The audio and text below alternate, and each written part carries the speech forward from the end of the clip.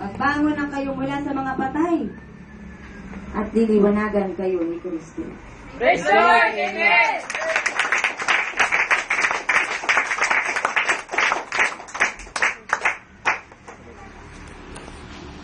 So, sino man gustong mag-alay sa linggo ng pasasalamat, sino man kayo, ilagay ninyo ang alay na yan sa isang maayos na lalagyan. Kung yan ay pera, lagay niyo sa isang maayos na sobre. Kung yan ay kung material o ano man, ibalot ninyo ng maayos. Kapag tawang pabibigyan ninyo ng Diyos. Ito yung time na pasasalamat. Kapag magdaraos ng unang anibersaryo ng pasasalamat sa Diyos. Isang taon ang pananatili at pag-uumpisa muli para sa isang panibagong taon. Praise the Lord! Another Amen. year. Second anniversary naman. So, isang taon ng pasasalamat at umpisa naman ng panibagong pagharap sa panibagong anibersaryo darating. Kaya ang mga alay ninyo ay napakahalaga.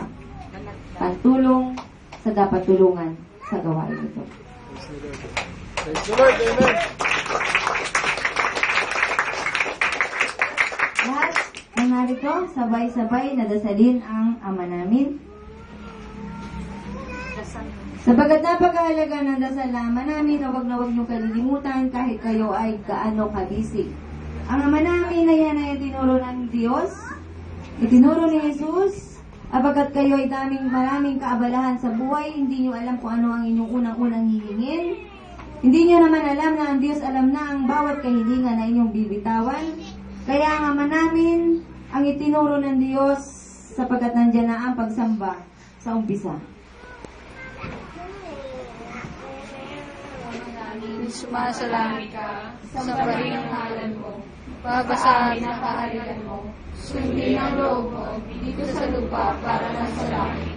Bigyan mo kami ngayon ng aming kakanin sa araw-araw, at patawarin mo kami sa aming mga kasalanan, para na pagpapatawad namin sa nagkakasala sa amin.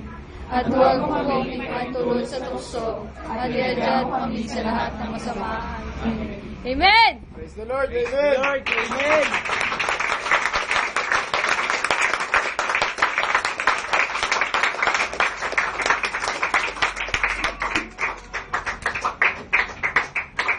Ulitin ko. Gusto ninyo ng himala? Gumawa muna kayo ng himala. At ang himalang yan, mag-uumpisa sa buhay niyo.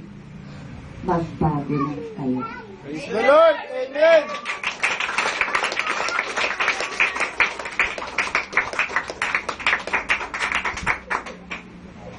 Pag-uwi ng bahay, akapin ng ina at ama, at sabay sabi ng salamat po, sapagkat ang Diyos ay mabuti, ako'y naging anak mo, at ikaw ang naging magulang ko.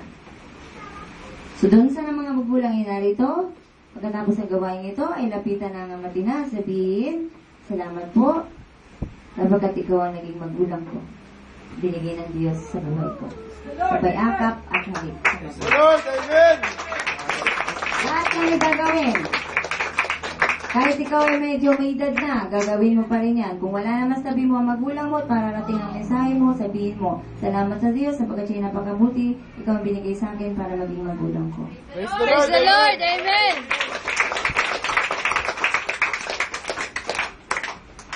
Kailanman ay hindi matatapos ang gawain ng Diyos. Subalit sa ganitong pagkakataon ay kailangan na munang tapusin para kayo ay humayo at dalhin ang pag-ibig ng Diyos. Praise the Lord! Amen!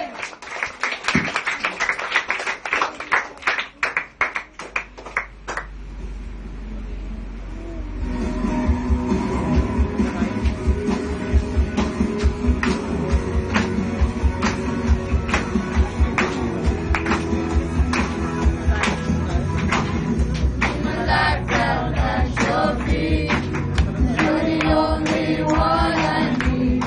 I turn to you and you were always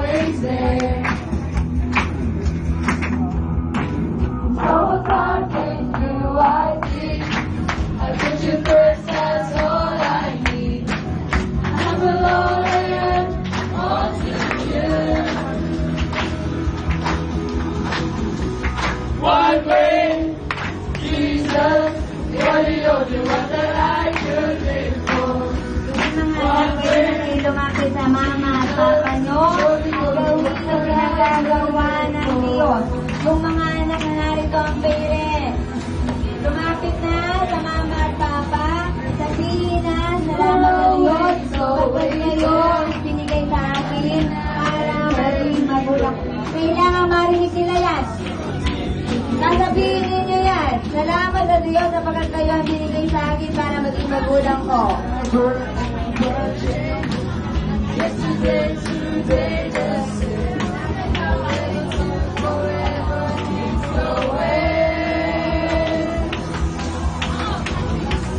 One way, Jesus, you're the only one that I Tuloy na, yung pag-bless sa mga matatanda. Jesus, you're the only one that I could think of. One way, Jesus, you're the only one that I could Mag-bless think sa mga of. nanay at One tatay. way, Jesus, you're the only one that I could think of. With the truth and the life, we live by faith and not by sight for you. We live it all for you. You are the way, the truth and the life, we live by faith and not by sight for you. We live it all for you. You are the way, the truth and the life, we live by faith and not by sight for you. We live it all for you.